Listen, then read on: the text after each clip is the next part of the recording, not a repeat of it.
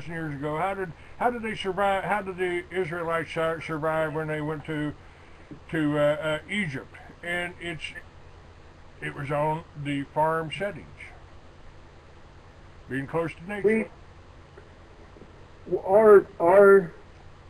And we have, you could call it Liberty Village, you could call it Liberty Village at Cherokee Hills. The reason we have put that moniker on ours is that we already have what's called the Wade Cherokee Clan of Central Texas, and we are adopting in those who wish to be adopted into that clan by Cherokee rule. And one of the reasons we're going back to that heritage is not so we can run around in little feather outfits and do dances and all that.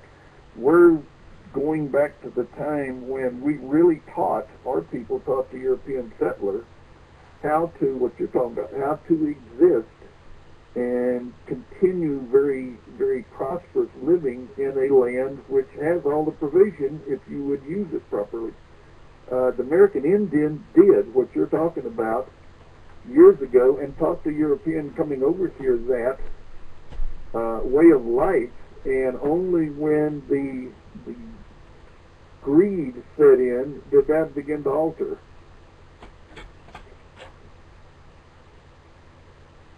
And I have a question. You were talking about communication. Your listeners might ask this question, or might be asked this question. How many of them know, or how many of you know the neighbor on either side of your dwelling? Even an apartment unit. How many know the person living next door to them, where they actually sit and have coffee or communication together? I would dare say that that's probably very rare that you know the person on either side. That's right. And I was guilty of that in Miami. I said in Miami, I had what you would term a pretty normal, good existence. House on the canal, a boat out in the bay, you know, at the gold pin rods and reels, and I didn't know my neighbors. I knew maybe two of my neighbors, and I didn't. You know, I read the Miami Herald every morning, watched the Today Show, and I thought I was really informed. Right. I didn't know nothing. I was just as ignorant as anybody out there. We did, what you talked about yesterday in our so-called church meeting, we called it an on the side of the hill Bible study of the church in the wilderness. We didn't talk about just specific Bible things. People aired their opinions. They aired their concerns. They asked questions. We passed it around. I wasn't the only answer source. And it's a very communal process, and everybody left smiling and feeling at ease and at peace. And that, to me, is the beginning of what ought to be at the primal center of this sort of thing, is that communal thing, that biblical lining up polarity, if you wish, or balance. And you go into your community that way, knowing your neighbor, walking down the street with them, leaving with them, conversing with them. It's very hard to want to do or open yourself up for robbery and violence and mayhem and all the chaos we have in this country now. The Liberty Village concept is, I have designed that, and I'm going to be working on that this week.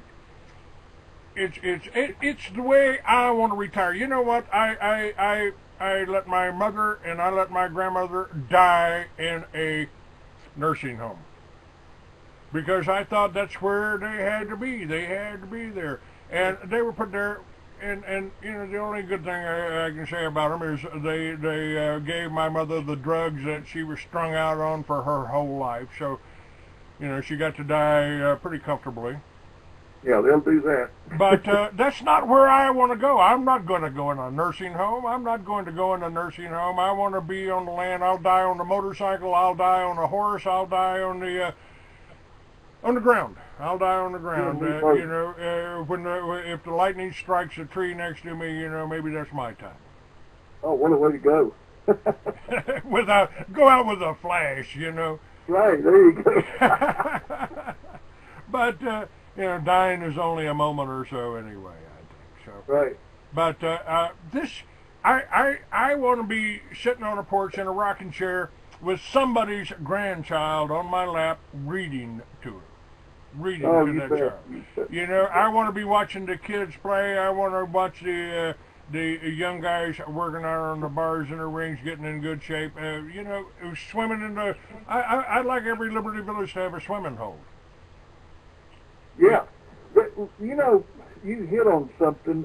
May I point this out, that we have warehoused our elderly in this country, in the nursing home and the retirement homes, and taken that wisdom away from the young people. And I think that's part of our problem, is the wisdom of the ages. The elderly has been warehoused, and they've been told they're no longer of any value. When we're saying to sit on the porch with the child, you're imparting a sense of peace and a long life that you earned getting where you are. You're nearly you're not that far away from my age, are you? I'm 65. I'll be 66 All right, this year. We're in that range where we're a bunch of young people. We get them to listen to us. And I got to tell you, half of my group yesterday was under 21. And I had an 8-year-old that stayed for an hour and a half of this Bible study and sat there and took part in it, because we don't shove them aside and say this is adults only. It's communal again. And her name was Cheyenne, just a little cutie of 8 years old. And I told her when we started, I said, you're going to be my barometer. If you don't get this, raise your hand. Tell everybody to be quiet and let her catch up. And we went by that. She was getting it, and she loved it. That's what's missing now in this country. We send our kids off to these federal internment areas we call public school, and the parents say, okay, well, I'm done with it. I don't have to teach them anything. The reason that we did better with the Little Red Schoolhouse in years of yesteryear, or whatever you want to call them, was that the parents and the pastors had part in teaching the child. They didn't throw them to somebody they imported from a school far off and say, you got them for most of their life. That's ruined our kids. I think so And too. And Jake, when I went into the first grade, I taught the other kids to read. I helped the teacher. I was a teacher's aide. And I could read before I ever went in, because I sat on my grandfather's lap and he ran his finger over the words as he read. Amen. There it is. And to me, that's where I want to go. That's where I want to retire. That's how I want to retire. I want to be able to help learn and teach these kids how to do it. Now I've got a plan. I've got a plan here, and I want to run this by you. I have been kind of a recluse. I've kind of dropped out of things. I don't go out in public much. I'm not doing anything right now, and I think that's going to change. And one of the things that I want to do, is reach the colleges. But I'm tired of talking about this whole New World Order, Jewish control, banksters, movie theaters. It's not relative. It don't matter anymore. They've been with us for 2,000 years. They've been a fact of life. The Bible talks about how their minions tried to enslave us, seduce us, and misuse us. Now, I want to turn that around personally. I want to turn that around. I want to abolish all the laws against victimless crimes. I want everybody to be able to grow hemp. I want to restore our billion-dollar crop, and I want people being independent. Now, the government isn't going to like that. They don't want you to do that. That's why they created the NEA. And that's why they have been after you personally, Jake, because you've been educating people with Little Red Schoolhouse for at least 15 years that I know about, right? Oh, yeah. Now, the reason I don't mention any of these people that were at our meeting yesterday other than a passing first name or something, is that I don't want to impose my bullseye on their backs, because I've had it there long enough. I'm kind of used to it. And they're going to. I've always told people I'm the canary in the coal mine, because I am so outspoken. Because because I've been writing for 40 years. I've never been sued for libel or slander. I don't get things wrong. I don't lie. I don't tell. And I research everything that I write. Now, Right. What I'm planning on doing, about 10 years ago, I did a series for motorcycle industry called Made in America. And I did stories about the Indians. I did stories about illusions. I did stories about all the other motorcycles that were made in America. And I am going to do a series now, because I've been doing my own magazines for so long. You know, I got 20,000 people that read my stories in my magazines every month. Now, the magazines are down. The radio show is still going. All it needs is promotion. The books are available, and the books is good enough quality to be used as textbooks in Trinity Bible College. And we do. And so I am going to do a series, and I'm going to offer it to mainstream. Playboy, Penthouse, anybody, Newsweek. And it's going to be entitled Liberty Villages across America. Now, that means all of those people out there that are in these new intentional communities that are springing up all over, I want to know how they're doing it. I want to know what their plans are, and I want to introduce them to our plan for Liberty Villages. Include the Trinity Bible College and the Little Red Schoolhouse in the package. And if you sign up to have Liberty Village sponsor you and feature you, your community, your home, your farm, whatever it is you're doing out there in America, I want to know about it. I want to have you on my radio show. I want to put you in my articles, and I want to do an article at least once a week, every 2 weeks, about another Liberty-style village, whether it's the farm over there in Tennessee, or you know, a little community you got up in Northern California.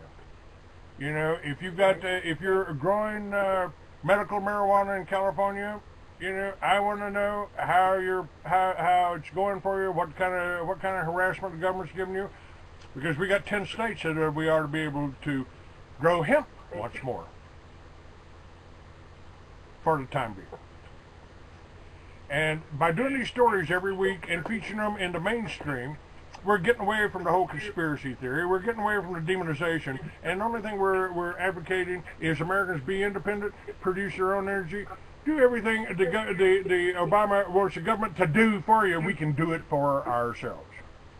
Can I give you a big amen? Because biblically speaking, positive will always whoop negative. And for you to take this route, I believe is going to be the secret to the success. Well, you know, I'm not looking to run anybody's life. I'm not looking to run the government. I'm not looking to run the banks. I'm not looking to run nothing. Just leave me alone. And what my words exactly. You know, I'm promoting a movement. You're absolutely right. I'm promoting a movement. You know, I believe that God created us. He gave us a direct link to Him. We call it a soul. We call it a conscience. Come on. And He's given me a job to do. He wants me to get this information out. He wants people to go back to this style of living. The foundation. It's a calling. It is a godly calling. Yes, sir. And I wouldn't be doing this if I didn't think God wanted me to do this. I mean, you know, it's too hard. There's no such thing. Let's go fishing at this and what we're supposed to be doing. That's right. And they said on the chat room, if one major network would run with the Liberty Village idea, it would reach millions. Oh, you'd be set then. It would take off. And I'm going to do that. I am going to do that, and I want to be able to travel to these little farms, these little places where somebody. I mean, I don't care if it's a Randy Weaver living out. If they've got solar and they got a garden out there. Look, folks, here's one family. Here's how one family does it. Exactly. Here's this family over here goes out to the forest and combs through the forest and picks up all of the underbrush. You know, one of the things that you're promoting and that the Little Red Schoolhouse promotes, our process with Timothy, is that this is not about cookie cutter making everybody look the same. This is saying to you, what are the tools in your shed? Once we figure out what the tools are, we're going to teach you how to use them for your call, your interest, for whatever you want to do in life. We're not dictating that to you. The government, the school system, the church, none of these people, none of these factions have a right to dictate your future to you as is being done nowadays. That's right. You know, we all have different skills. Mine is with the typewriter. Mine is with the computer. You know, I can't build nothing, but you know, my neighbors can, and my friends can. And if you can put a frame up, and you can put and we can put solar in there. Every outlet for Liberty Villages. And if you got more than 10 people, you need, in order to be a part of Liberty Village, you have to have an outlet. You have to have a way to educate people. And can I tell you what we're already doing here? Because we're actually already employing the process you're talking about. You know Randall Mott. Yes. If you give him some bubble gum and a little piece of baling wire, he can probably fix anything. I've been to his house, yes sir, I know. Yeah, he's the white Fred Sanford, if you ask me. I'm not trying to be ethnic, but he's a junk dealer and a repair-all guy, and in his own way a genius. I've got another guy who's the guy that you met briefly has done construction. And he's very musical. He's a genius in music. I've got another guy that actually works at an Air Force base in San Antonio that is an accomplished comedian and does great research. And when you go around all of these people, I don't know if you know Desi Andrews, we have one of the greatest legal minds, I think, anywhere in our little circle of, our group. She calls me pastor, and I call her, I don't like the term lawyer, so I say legal advisor, but you don't want her in a courtroom because she's tough, and she knows the Constitution. But it falls into that realm of what you're talking about. If you gather a group of people, like-minded constitutionalists, patriots, Christians, you put them all in one group and live together, you will find that probably is the case once you turn people loose from this oppressive detention we've been put into as a country. You will find the rugged individualism that built the country there innate within many of these folks in your group, and this one can do this, and this one can do that. I don't have to know how to do everything. That's right. That's right. And, that's the way it's always worked for me. I've always had people that I lived with or lived around. I chose them. I picked them. These are my friends. These are people that I want to work with. I've had a 40-room building, with 8 apartments that I moved them into. So we could have, if I had known what I knew then, we could have set up on the roof of our apartment building. We could have set up a garden. We could have done that in the backyard, in the garden. If you and I could have made this worked 15 years ago, this country may not be in the mess it's in now. I think it will, and you know, the books I wrote about this, I wrote books about this 40 years ago, and those are going to be coming in. They're going to be controversial because I will be talking about Lucifer. It's fiction. It's fiction. So I'm, you know, I'm warning everybody in advance. It's fiction. Also, thought-provoking. Thought-provoking, yes, sir. Yes, sir. It's, you know, you just got to, I kind of carry what if to a whole new level. But the underlying essence of everything I'm writing about and telling people about is I want to lift to Benjamin Franklin referred to a democracy as two wolves and a sheep voting on what's for dinner. Right. And my novels really carry the rights of the individual to a new height. You know, if it's good for me and it's good for my children and it's good for my family, then it should be good for yours too. There should be nothing to divide us, nothing to conquer us. Leave aside all of that nitpicking thing. Yeah, I smoke pot. Been doing it for 40 years. Yes, I do. And I also do a radio show. Yes, sir. Go ahead. I'll make a point because it's critical to something you just said.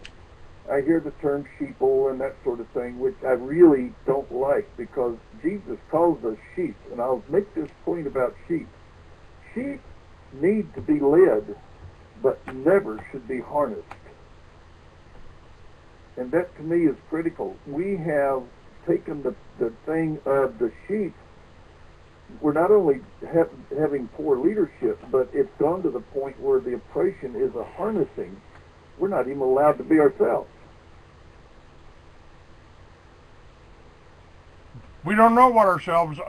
We don't know ourselves because they've been programmed. They've been programmed. This is what you're supposed to be like. This is what life is supposed to be like. This you got to have these music, cigarettes, and drugs. You know. Well, special ed schools.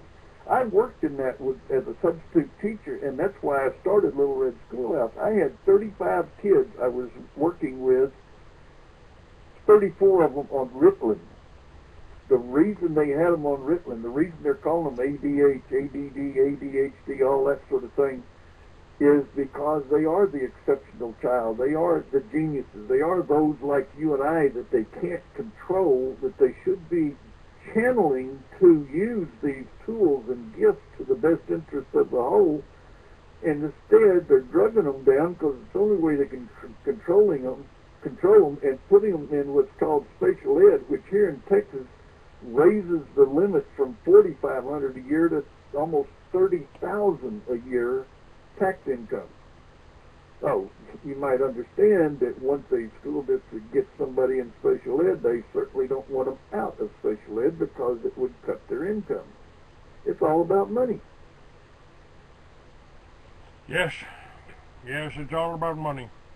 And the same thing is happening. The same thing, you know. It's not just the kids here. The kids. It's the older folks too. Why do you want to set yourself up to go to a nursing home? Have your kids put you in a nursing home?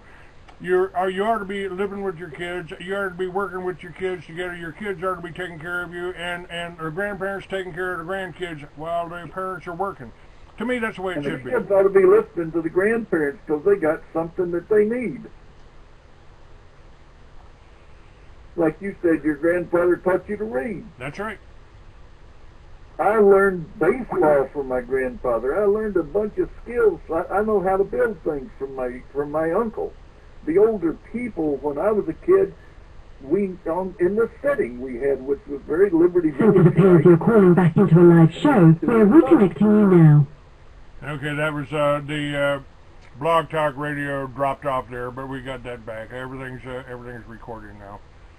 You know, now let's talk for a minute here about the Little Red Schoolhouse in Liberty Villages. The Little Red Schoolhouse is still available, and the people listening out there, if they want to get involved, if they want to nothing else, just add to the education. You don't necessarily have to pull them out of high school, so you know you can still let them go, but just to add to the education, to offset this programming that's going on in our school. And you know what they're programming them for, Jake? They're programming the high schools. They're programming the students to be prisoners. Yes, yes. To go to a library in a high school is the same. They've got the same procedures and the same setup and the same cameras that they got into the prison libraries. Absolutely. Let me tell you what the deacon, I got a Catholic deacon that lives right across the county road from me here. He's a lovely man, but he works in the prison system, and he will tell you that 90% of the inmates he works with, they're in there because lack of a decent, usable education. He's a very great supporter of what we're doing because he says, man, if you could do this everywhere, we would empty the prison population very soon, not just because it's oppressive, but a lot of the guys in there don't have a good enough education to fend for themselves. That's right, and it's commit a crime and get free room and board for for the rest of your life. I don't know, something's wrong with that. Amen. And part of the thing that's wrong with it, and the part of the things I'm going to work about, is the rights of the individual. If there ain't no corpus delicti, there ain't no crime. I think we should abolish all the laws against victimless crimes. We should empty those prisons out. Anybody we're spending $50,000 a year to house, because what? They did a line or smoked a joint? Forget it. Well, let me tell you about the goats. We raise goats, and my wife and I are appalled at some of the other goat raisers because they're interred. They have no forage to go around with, and they have no freedom to run and grab a tree leaf or to run up and down on the hill or whatever. We don't overgraze. They've got grass up to their knees here, and the drought over here, and yet these same people that we are in association with because we're goat raisers, they're all dust. They're all pinned in these very small areas. There's 50 in a 100 square foot area, and they have to feed them every day all year long. I sit there and look at this as if that's what we do to our humans. I mean, it's bad enough to do it to a bunch of goats. We do that same thing to a bunch of humans. That's called New York, isn't it? Yeah. Right. Yeah, my uncle, he had pretty strong opinions about Yankees, so he was from Fort Worth, I have a theory about that, but I try not to offend anybody. Papa from Alaska says you should go to Austin and harass Alex with a bullhorn. But I think if I launch this series here, I start writing a series, and I'm going to have these people this next month in April. I'm going to invite these farmers, these ranchers, these city dwellers that have got a garden. I'm going to invite them on the show. I want everybody to. If you know somebody that's trying to be independent, that's trying to be, they're trying to make fun of people being prepared right now. They're trying to make fun of them because they don't want you to do it. They don't want you to do it. They don't want you to be there. That may be the reason they tried to shut me up and stop me. So. Well, it's a danger to the oppressive system who seeks to control everything. It's all about control. That's what they want. And my whole thing is being independent. Being independent. If I'm standing up here and I'm doing this by myself, and I'm doing it with my, I don't want to be harassed. I don't want inspectors coming around to see if I'm growing the right kind of tomatoes. And yes, you're right. On my Texan on here says.